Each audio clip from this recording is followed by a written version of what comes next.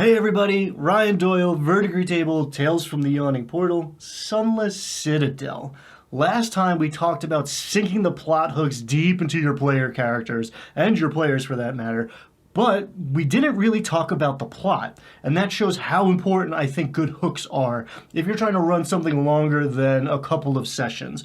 But let's talk about what's going on inside the Sunless Citadel now that our PCs have a reason for going there. The Sunless Citadel, which I also called the Sunken Citadel in my home game because names can shift and evolve like that over time in real life and therefore in game worlds as well, and they both fit. And it adds like a mythic, legendary kind of feel for me. So take it with my blessing if you like it, otherwise forget about it. Anyway, the Sunless Citadel, or Sunken Citadel, was built by a cult to the ancient red dragon Ashardalon a long time ago. Then something happened and it sunk. The earth swallowed up the fortress, killing everybody. Eventually, goblins took over the abandoned fortress and found a Gulthias tree in the basement. And the tree is what happened when someone drove a wooden stake into a vampire's heart and the evil blood soaked up into the wood. It's the Gulthias tree that creates the apples that the goblins are selling, as well as the Twig Blights.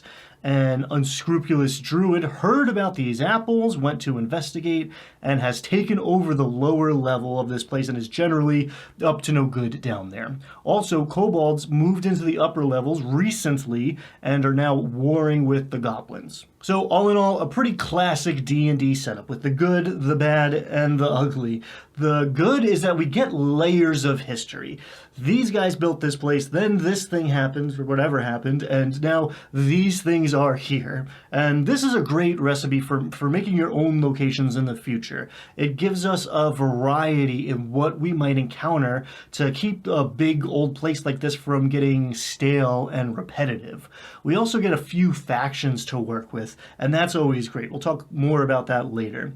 Now, the bad is that the players are probably never going to learn about some of this stuff, maybe a lot of this stuff, and even if they do, it's so convoluted that they are unlikely to be able to unravel it, because honestly, I don't think it quite hangs together on its own. A couple key parts of this story are kind of hand-waved as it was a long time ago and no one really remembers. Now, a lot of tables won't notice or care, and that's fine. I know I have my own preferences and biases here that not everybody shares, but the especially ugly here for me is where the heck did this vampire come from? Was he part of the dragon cult, or did he predate it, or did he come afterwards because this place was sunk and became sunless? And who killed him? These feel like big plot points to me, at least. Vampires are a big deal in D&D. They make an impact. If a legendary evil creature used to live in the neighborhood, there'd probably be stories, especially if some heroes went and staked it through the heart, right? We get rumors about the dragon stuff, but nothing about the vampire to explain why the Gulthias tree exists here. And if that doesn't bother you, don't worry about it. You know, it's high fantasy, I guess. Anything can happen, roll with it. But I've got some ideas, and it might be good to have some answers ready if your players ever start poking at the plot holes here. First, maybe add some rumors about a vampire, or even give, a local player character a vampire slayer for an ancestor. The fact that this is the Sunless Citadel will keep reminding the players that there might be a vampire at the end of this one. Or maybe it's just a rumor. When I ran this, I added the extra twist that defeating the Gulthias tree at the very end here actually releases the vampire. And he shows up and he thanked the players with a deep bow, turned into a bat, and flew off out of there. And they were pretty dumbstruck as sweet, sweet victory became, did we just make things way worse? And now that vampire is out there in my world if I ever want to jumpstart a Curse of Strahd campaign or do something else with him. He's actually already opened up a gate to the Shadowfell off screen. Now, I thought I was so clever when I came up with all that, but it turns out I just reinvented the wheel because Bruce Cordell, the writer of this, did the same thing but in a follow-up adventure called Heart of Nightfang's Spire. It's built for level 10, and it turns out Gulthias, the vampire, was actually the head of this cult to Arshardalon, and once he was freed, he went back to his Nightfang Spire, where he takes a leafless tree as his symbol, and that's cool stuff. But a little disappointing that none of that's in here, especially that super dramatic moment when Gulthias is released by the party's actions. That's huge, and it's not in the original version or in Tales of the Yawning Portal version of this adventure. So there you go. I did the research for you. It's official. I didn't just make it up. Take it and run with it, or forget about it. Do as you like. Enough backstory, let's dive in. I like my wilds being wild, so I might throw these 4 Twig Blights at the party, but I might also hold on to them for the next time we travel here. And if we never leave until the very end, sure, maybe I would trigger them after the finale to drive home that these things are out there in the world now, and they might even evolve. You can choose all of the above and use them whenever the party is traveling to Oakhurst and back, but that will probably get boring pretty fast. Shameless plug, but at my table I used a proto version of my integrated forest encounters with this module, and oh man, it changed the way I see the game. It helped me stop worrying about party size and encounter balance and people coming and going from the table. It was great. If you use it with the Sunless Citadel, you're going to have enough content to hit level 4, maybe even level 5, or just open up a sandbox around this fairly linear adventure. And that, by the way, is the most common criticism you are likely to find about the Sunless Citadel out there. It's a linear adventure. And I'm not going to go into a bunch of game theory, jargon, and acronyms in this video, at least, but I'm going to acknowledge that that is a valid criticism if you're talking strictly about the map. And I'll also say it probably isn't really a big deal, especially for a newer Dungeon Master or newer players. There are still meaningful choices in here for the players to make, and honestly, the fact that they'll have to progress through the first level before reaching the second is going to make the prep load way less, because you won't need to worry about the Grove the first time you run this. There's 100 keyed locations here. It's nice that you don't have to worry about roughly half of them at first.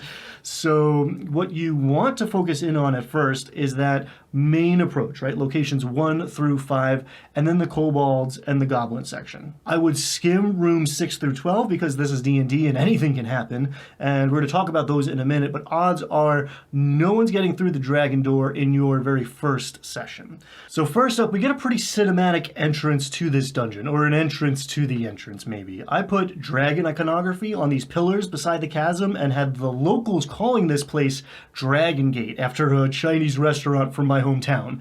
Inspiration is everywhere. Among the graffiti from goblins saying, keep out, I also put stuff like Class of 88 and Oakhurst Owlbear's Rule, undefeated, and threw like some empty ale casks around to show this is the place that the local teens came and drank, right? It's stupid, but it's fun, and it helps explain all the urban legend aspects of it's a cult, no, it's a vampire, no, it's plant monsters. I would definitely highlight the rope that's here if you're using the rescue mission hook especially. I might just come out and say something like, this stuff is all old and weathered, but this rope looks new. Or even, straight up tell the character with the highest insight they think it might be from the Lost Adventurers.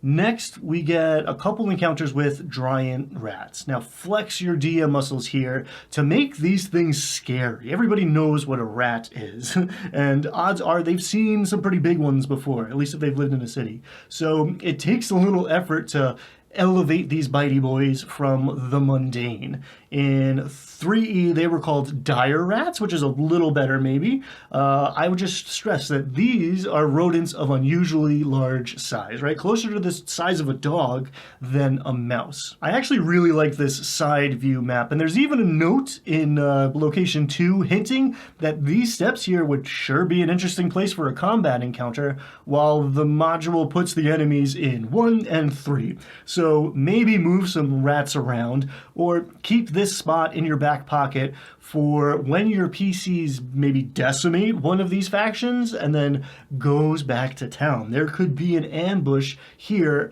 when they get back next time. Now, the map we're given in the book is a little bit awful because it is tiny, so please go find yourself a bigger version like this one so you don't go blind. A little Googling should get you a few options as well as player versions. The adventure suggests assigning one player as the mapper and having them drawing out the things that you describe.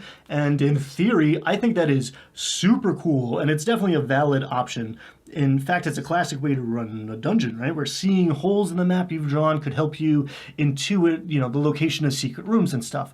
But in practice, it might be frustrating for the players to have a wrong idea in their head and for you, the Dungeon Master, to have to describe the same things over and over again. Some of us are better at visualizing things in our minds, especially spatial relationships. And even if that image is crystal clear in my head, getting it through my mouth and into your ears to create that same image in your mind is a challenge. An interesting challenge, maybe, but a challenge nonetheless. So you could experiment and see if you and your players have fun playing this way, but I think it might be better to just give them the map room by room, either by taking snips from the screen and sharing it, or drawing it out on a whiteboard or a battle mat, or using a virtual tabletop. All right, at 3, we get a courtyard that's actually the roof of a tower. I love that detail, and it's easy to miss it. We're not entering the front door here because the ground level of this place is still somewhere below us.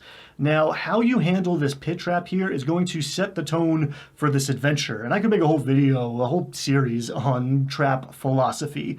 But here, I'm just going to say the point isn't to do damage to the player characters.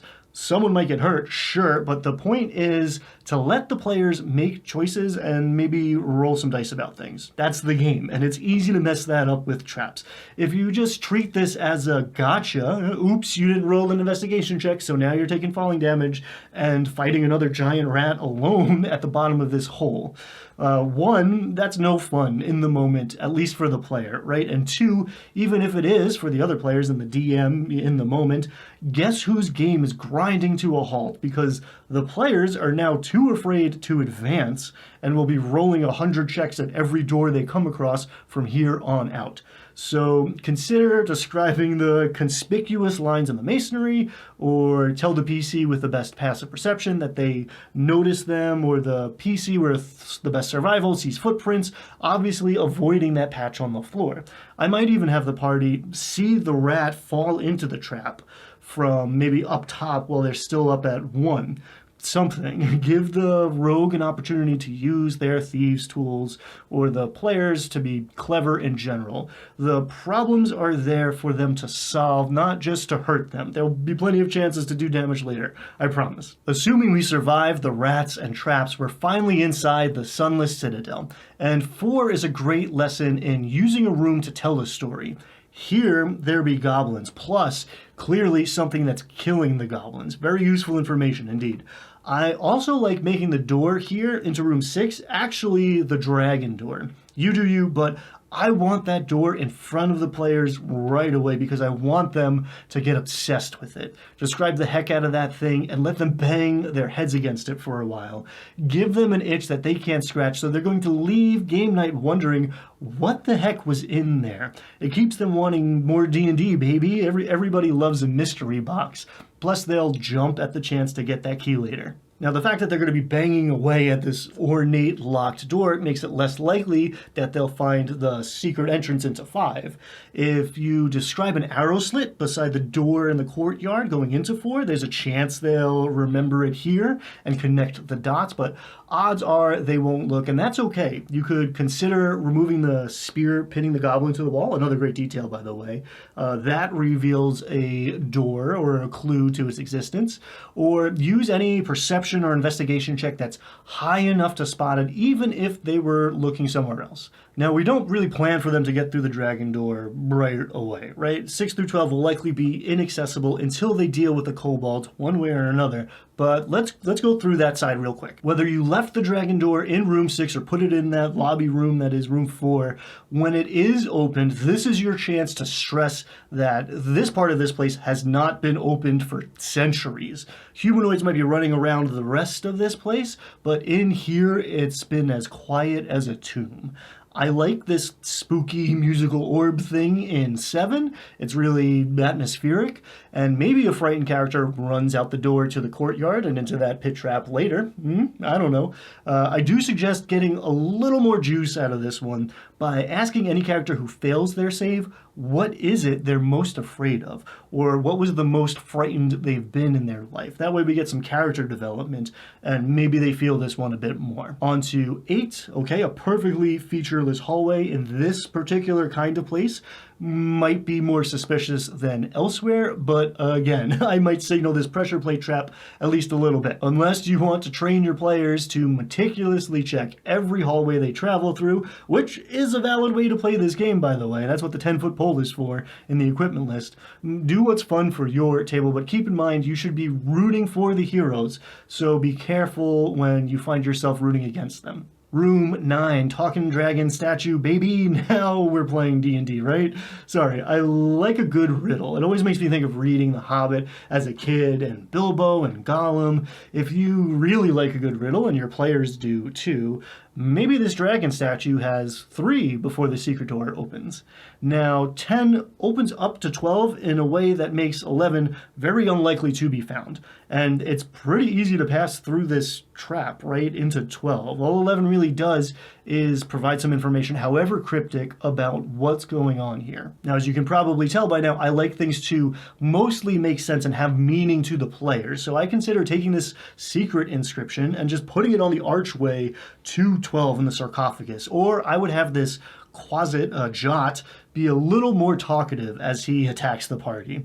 This half-troll is a cool mini-boss, and there is some pretty great treasure in there with him too, but this little side branch here is also where the story of what this place originally was about gets delivered.